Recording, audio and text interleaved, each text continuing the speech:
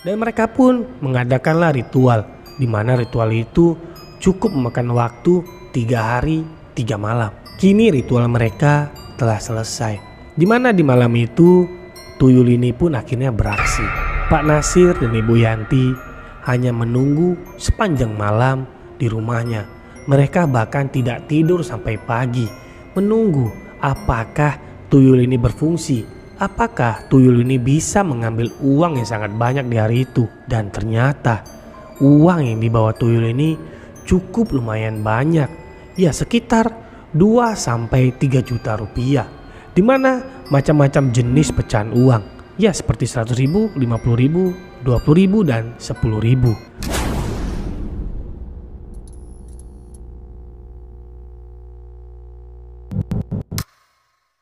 Assalamualaikum warahmatullahi wabarakatuh. Selamat datang kembali di channel Produk bersama saya, Adil. Terima kasih buat kalian semua yang masih setia menonton di channel ini. Dan buat kalian yang baru pertama kali melihat channel ini dan nantinya merasa terhibur dengan cerita yang saya bawakan, jangan lupa di subscribe, karena subscribe itu gratis. Like dan komen karena bentuk dari dukungan kalian itu sangat-sangat membantu channel ini untuk bisa lebih berkembang lagi. Nah, karena ini adalah segmen cerita panjang, saya akan berikan sedikit cerita, yaitu tentang sepasang suami istri yang ikut pesugihan memelihara tuyul. Di akhir hayat mereka ini, mereka mengalami kejadian yang sangat tragis. Nah, bagaimana cerita lebih lengkapnya lagi? Simak video ini sampai habis dan cerita horor kita mulai.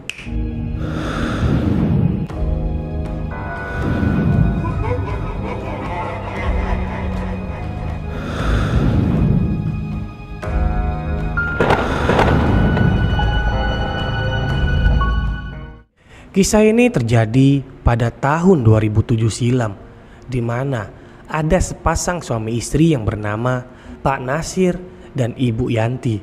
Mereka ini adalah sepasang suami istri yang sudah lama menikah, namun belum dikaruniai seorang anak. Dan sampai 5 tahun belakangan mereka menjalani hidup rumah tangga, namun mereka belum sampai di tahap hidup yang makmur. Dan mereka terkadang kerap kali berhutang pada teman-temannya dan saudara-saudara dekatnya.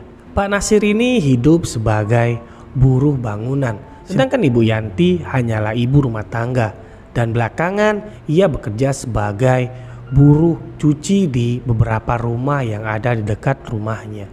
Keluarga ini sudah terkenal sekali dengan keluarga yang sangat suka berhutang kepada orang yang mengenalnya. Dan mungkin hampir di satu kampung itu sudah dihutangi dengan mereka. Dan beberapa orang itu mengikhlaskan karena ketidakmampuan mereka ini untuk kembali membayar hutang. Sedangkan beberapa yang lainnya itu kerap kali menagih utang yang diberikan kepada sepasang suami istri ini. Walaupun Pak Nasir ini sudah mencoba untuk mengguyur utang-utangnya, namun penghasilannya tidak cukup untuk kebutuhan sehari-hari. Nah, pada tahun akhir-akhir 2007, di mana saat itu Pak Nasir ini tidak bekerja lagi. Sudah hampir 2 bulan terakhir tidak mendapatkan pekerjaannya. Sedangkan Ibu Yanti yang hanya berpenghasilan sebagai buruh cuci itu tidak cukup mencukupi kebutuhan mereka berdua. Walaupun mereka sudah mengepres pengeluaran, namun kebutuhan pokok terus melonjak harganya. Sore itu Pak Nasir ingin berhutang kepada saudara dari belah istrinya. Sebut saja nama bapak ini adalah Pak Prapto. Pak Prapto ini hidup bergelimangan harta dan ia juga kerap kali memberikan hutang. Namun tidak sebagai hutang, tapi ia hanya memberikan ikhlas saja. Dan ia seringkali bilang kepada Pak Nasir ini untuk kalau ada uang barulah kamu ganti. Namun jika tidak ada, tidak usah. Jadi karena ucapan itu yang terus diingat oleh Pak Nasir, ia pun pergilah ke rumah Pak Prapto dengan sangat besar harapan ia diberikan lagi uang atau sejumlah uang yang ia butuhkan. Ia pun masuk sambil mengucapkan salam, dan Pak Prapto pun juga menjawab salam Pak Nasir dengan sangat lembut. Awalnya Pak Nasir itu berbahasa basi kepada Pak Prapto ini, lalu akhirnya ia pun mengucapkan niatnya kenapa datang ke rumah Pak Prapto, yaitu ingin mengutang lagi. Namun saat itu entah kenapa Tiba-tiba wajah Pak Prapto ini memerah. Ia langsung marah dan mengucapkan kata-kata yang tidak enak didengar oleh Pak Nasir. Pak Nasir yang mendengar ucapan Prapto itu, ia benar-benar sangat terkejut karena ia tidak menyangka mendapatkan ucapan yang teramat sangat pedas di kupingnya. Ternyata saat itu Pak Prapto juga sedang mengalami kesusahan karena lahan sawitnya itu sedang dilanda banjir. Jadi ia tidak bisa memanen sawitnya. Ya namanya orang yang berhutang, ia tidak memikirkan kesusahan orang yang ingin dia hutangin. Ia lebih memikirkan dirinya. Dan ketika ia mendengar ucapan itu, bukan karena ia sadar, tapi Pak Nasir malah membuatnya menjadi dendam kepada Pak Prapto. Lalu Pak Nasir pun pergi tanpa mengucapkan salam.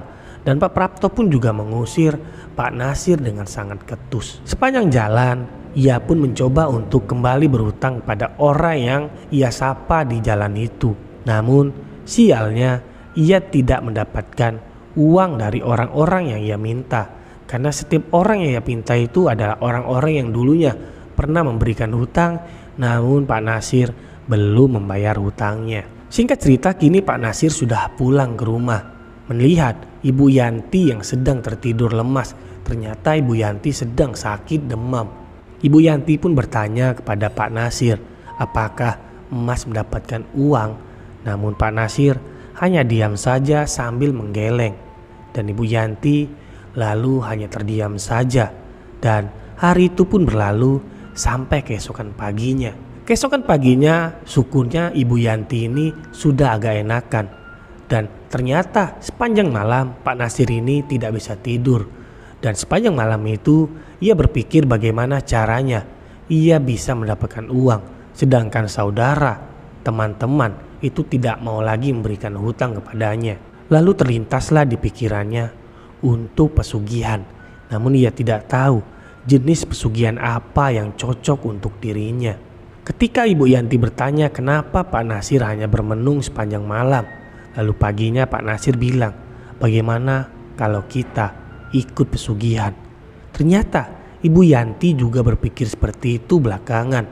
Dan akhirnya mereka pun menyetujui untuk pergilah ke tempat dukun. Awalnya mereka berdua ini tidak tahu dukun mana yang harus mereka datangi. Lalu Pak Nasir pun pergilah keluar rumah, mencoba untuk bertanya kepada orang yang tahu di mana dukun yang sangat sakti yang bisa memberikannya pesugihan dan membuat dirinya kaya cepat. Kini hari sudah kembali sore, di mana Pak Nasir pun pulang dengan senyum sumringah. Ternyata Pak Nasir mendapatkan informasi di mana letak dukun yang sangat sakti. Namun posisi dari dukun ini cukup jauh dari rumahnya. Ya kalau naik motor atau naik mobil itu sekitar 2-2,5 jam. Jadi Pak Nasir dan Ibu Yanti ini pun berbenah untuk membawa pakaian-pakaian gantinya. Mungkin saja ia akan menginap di rumah dukun itu. Dan untuk ongkosnya, walaupun mereka ini tidak punya uang, ternyata ketika Pak Nasir ini di jalan pulang, ia mendapati dompet yang isinya lumayan banyak. Cukuplah untuk mereka pergi ke rumah dukun itu dan hidup untuk beberapa hari ke depan. Kini mereka sudah sampailah di rumah dukun itu. Dan saat itu ternyata dukun itu sudah menunggu duduk di depan teras sambil merokok yang ia linting. Lalu Pak Nasir pun mengucapkan salam. Namun kan ini dukun, mana mungkin dukun ini menjawab salam. Seperti dukun pada umumnya, ketika Pak Nasir ingin mengucapkan kenapa niatnya datang ke tempat itu, lalu Pak dukun itu langsung bilang, "Saya tahu maksud kalian datang ke sini. Kalian ingin pesugihan kan?" Pak Nasir dan Ibu Yanti yang mendengar ucapan dari dukun itu, mereka sontak terkejut karena bagaimana mungkin orang yang tidak ia kenal, orang yang sangat jauh dari rumahnya bisa tahu niatnya yang datang ke sini. Mereka pun disuruh masuklah ke dalam, lalu berbincang dan akhirnya mereka pun diberikanlah beberapa opsi pesugihan apa. Lalu Pak Nasir dan Ibu Yanti ini pun setuju untuk memelihara tuyul. Karena mereka merasa melihara tuyul sepertinya tidak begitu sulit untuk dipelihara. Dan mereka pun mengadakanlah ritual, di mana ritual itu cukup memakan waktu 3 hari 3 malam. Kini ritual mereka telah selesai, di mana Pak Nasir dan Ibu Yanti pun izin pamit kepada dukun ini, dan mereka pun pulanglah ke rumahnya. Dan kini mereka sudah pulang ke rumahnya yang tampak sangat reot, di mana rumah mereka ini itu hanyalah gubuk kayu yang sudah sangat reot. Jadi cara kerja tuyul ini seperti ini, di mana tuyul ini selama 1 minggu di awal itu belum bisa digunakan, karena tuyul ini ternyata menganalisa sekitaran di mana tempat-tempat yang nantinya bisa ia ambil uangnya. Contohnya seperti ini, ada pedagang yang meletakkan uangnya di toples dan uang itu belum ia hitung, jadi tuyul itu bisa mengambilnya. Lalu orang-orang yang meletakkan uangnya tidak di dalam ATM tapi di dompet atau di dalam lemari. Dan syarat keduanya adalah tuyul ini harus menetek dengan Ibu Yanti. Dan di awalnya Ibu Yanti juga sudah menyetujui, Pak Nasir pun juga tidak keberatan. Dan kini 1 minggu pun berlalu, perdana tuyul ini dipekerjakan oleh Pak Nasir.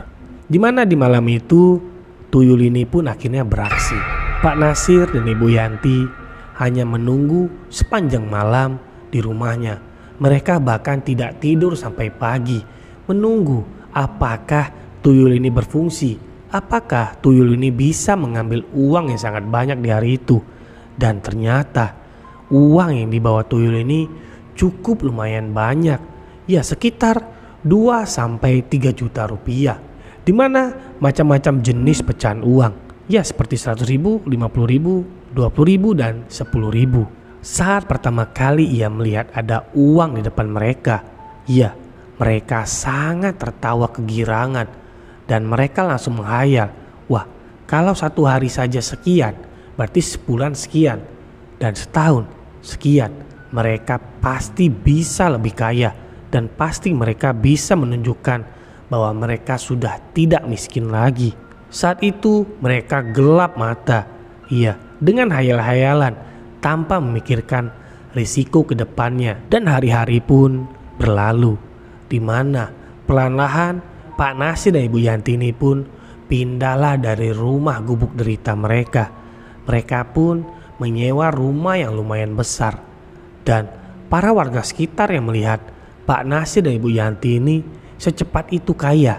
Namun Pak Nasir bilang bahwa ia mendapatkan warisan dari orang tuanya, karena orang tuanya itu ternyata ketika meninggal dunia itu mempunyai tanah yang sangat banyak, dan Pak Nasir menjual semua aset tanahnya karena Pak Nasir itu hanyalah anak tunggal. Padahal itu hanyalah cerita belaka, karena orang tua Pak Nasir juga orang susah. Dan ternyata semua warga di situ percaya dengan cerita Pak Nasir.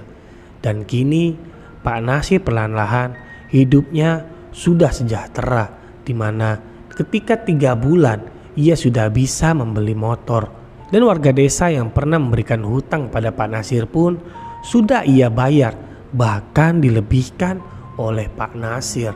Pak Nasir pun ternyata ketika kaya, ia juga cukup dermawan pada orang-orang miskin, karena ia merasa ia sangat tahu betul perasaan dan rasanya bagaimana hidup miskin, di mana perut lapar namun uang tidak ada.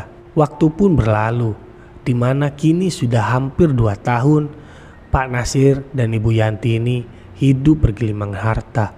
Namun keadaan tubuh Ibu Yanti ini tidak seperti 2 tahun sebelumnya, karena perlahan tubuh Ibu Yanti ini kurus.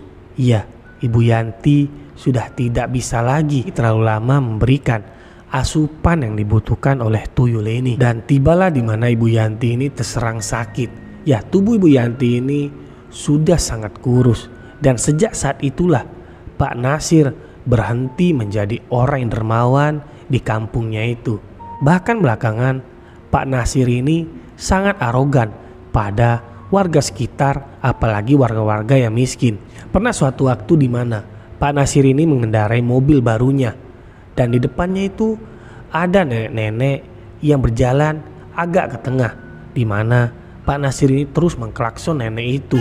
Dan warga sekitar melihat kearoganan dari Pak Nasir ini sedikit kesal, lalu mengetok jendela dari mobil Pak Nasir ini. Dan ketika kaca jendela dari mobil itu diturunkan, Pak Nasir lalu mengucapkan kata-kata kasar yang sangat tidak mengenakan telinga dari orang yang mengetok pintu itu. Dan sejak saat itu Pak Nasir pun terkenal sebagai orang yang sangat sombong dan arogan.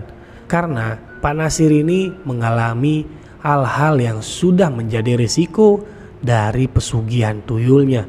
Karena istrinya sudah tidak seperti dulu lagi, hanya terbaring di dalam kamar dengan tatapan yang kosong.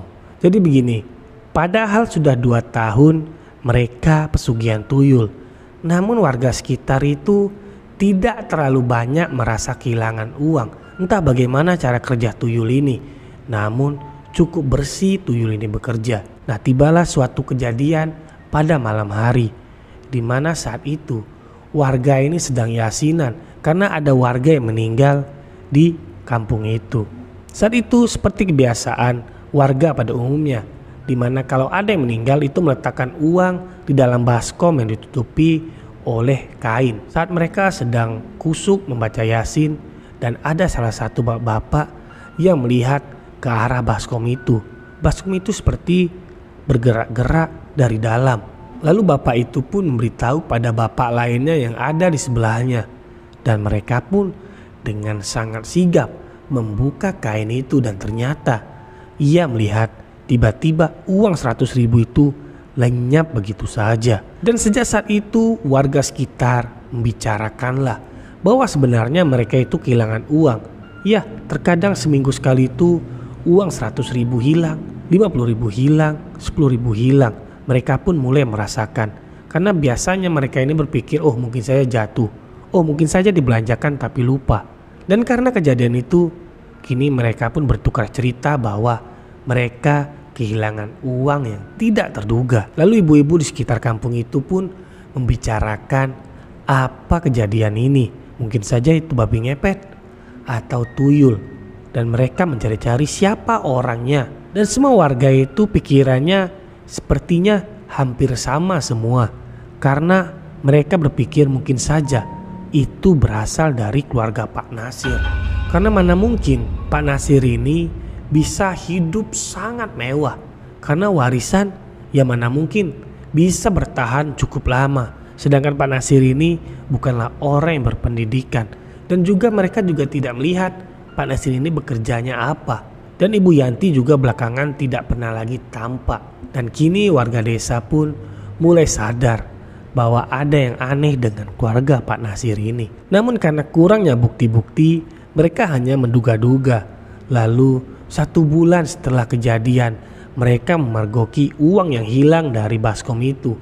Kini Ibu Yanti pun meninggal dunia.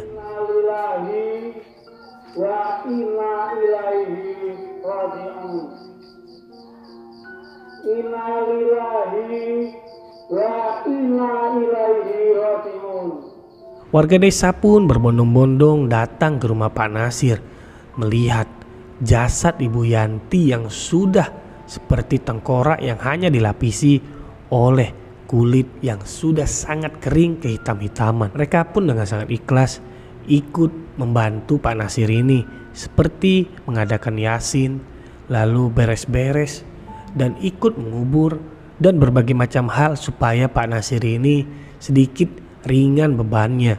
Mereka melihat Pak Nasir ini sangat sedih.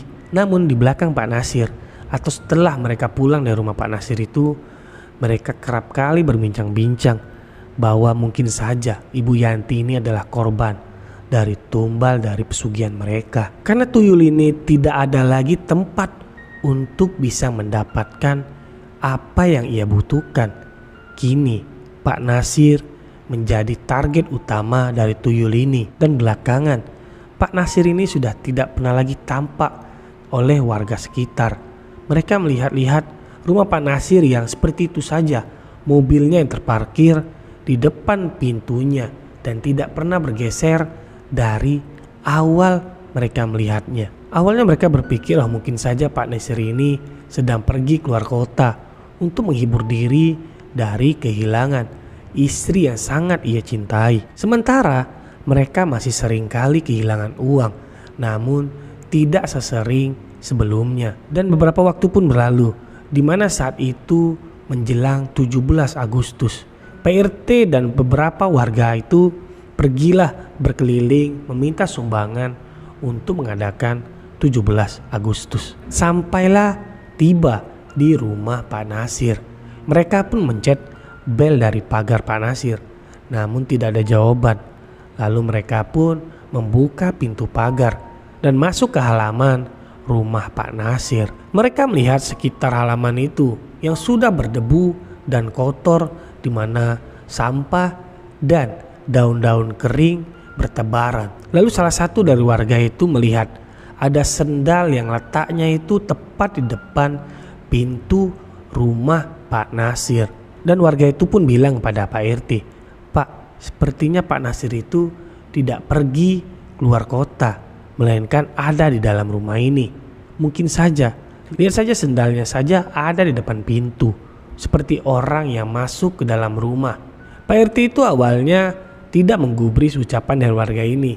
Ia pun berjalan ke arah belakang sambil terus mengucapkan, "Assalamualaikum, Pak, ini saya RT, Pak Nasir." Namun tidak ada jawaban dari Pak Nasir. Dan di suatu titik di mana saat itu Pak RT berdiri di depan jendela, dan disitulah ia mencium aroma yang tidak sedap seperti bau bangkai. Seketika dalam benak Pak RT itu berpikir, mungkin saja ini adalah bau mayat. Lalu Pak RT pun memberitahu pada warga yang ikut dengannya, dan mereka pun sepakat untuk mendobrak pintu depan rumah Pak Nasir. Dan setelah mereka mendobrak dan bisa masuk, mereka pun sangat terkejut melihat jasad Pak Nasir yang sudah terbujur kaku di atas tempat tidurnya. Dan di sebelah jasad Pak Nasir itu ada beberapa lembar yang dimana di situ ada tulisan Pak Nasir yang menceritakan kejadian bahwa sebenarnya Pak Nasir dan Ibu Yanti ini pesugihan tuyul. Di situ semua diceritakan jelas, di mana dari awal ia pergi ke tempat dukun itu sampai di mana Pak Nasir sudah tidak sanggup lagi menghadapi cobaan-cobaan yang dimana tuyul ini semakin beringas kepadanya, dan akhirnya ia memilih bunuh diri. Lalu setelah itu mereka pun menguruslah jasad Pak Nasir ini, dan jasadnya pun akhirnya dikubur. Dan Pak Nasir pun meninggalkan rumahnya yang sangat mewah serta beberapa mobil dan motor yang masih terparkir di halaman rumahnya. Dan setelah kematian dari Pak Nasir ini, beberapa saudaranya itu mengambillah apa yang bisa diambil dari kekayaan Pak Nasir, dan cerita pun selesai. Oke, bagaimana ceritanya tadi? Ya, sangat-sangat tidak perlu ditiru. Ya, pesugihan itu awalnya saja yang enak, namun di akhir-akhirnya pasti akan mengalami kejadian-kejadian yang sangat tragis. Kalau tidak mati, ya gila. Belum lagi setelah kematian itu ada akhirat. Di dunia sengsara, di akhirat apalagi. Ya sebaiknya buat kita semua jauhilah hal-hal yang instan, apalagi bersekutu dengan setan. Proses itu dinikmati, walaupun hasilnya lambat atau stuck di tempat, paling tidak kita sudah berusaha semaksimal mungkin. Dan jangan lupa juga bersyukur. Oke, sebelum saya sudahi video kali ini, buat kalian semua yang tadinya merasa terhibur dengan cerita saya bawakan, jangan lupa ditekan tombol subscribe-nya, dan jangan lupa juga dihidupkan loncengnya, serta ditekan juga tombol like-nya. Satu lagi, buat kalian jangan lupa mampir di video-video lainnya, karena saya jamin ceritanya sangat epik dan menyeramkan. Dan saya Adil undur diri. See you.